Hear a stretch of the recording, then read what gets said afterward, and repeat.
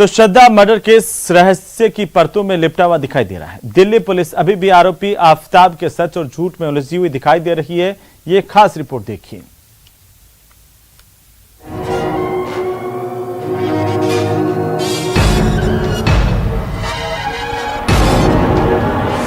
परिवार जानता था हत्या का राज।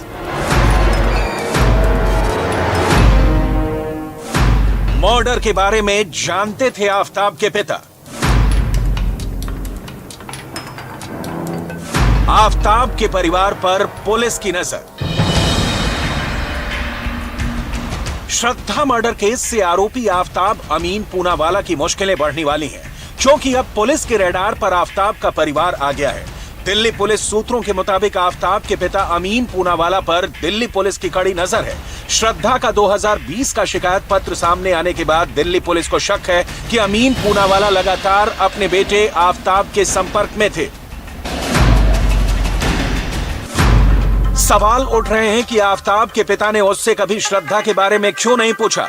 दिल्ली पुलिस को शक है कि 5 जून को जब आफताब अपना सामान वसई से दिल्ली शिफ्ट कर रहा था, उस वक्त भी वो अपने पिता से मिलने घर गया होगा। पुलिस जानने की कोशिश करेगी कि क्या उस वक्त पिता ने सामान शिफ्ट करने में मदद की थी।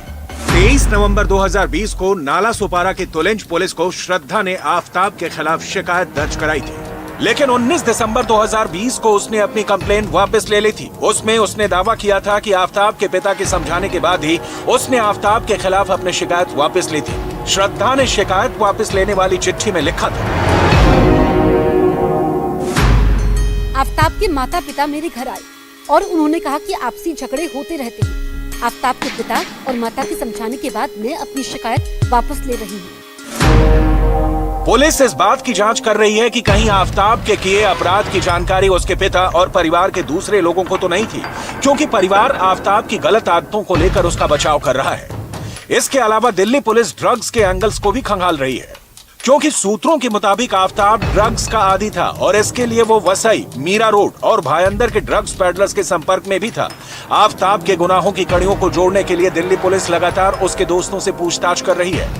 आरोपी आफताब पहले दिन से ही कत्ल की कहानी को मैनिपुलेट करने में लगा है और शायद इसलिए वो अपने बयान बार बार बदल रहा है।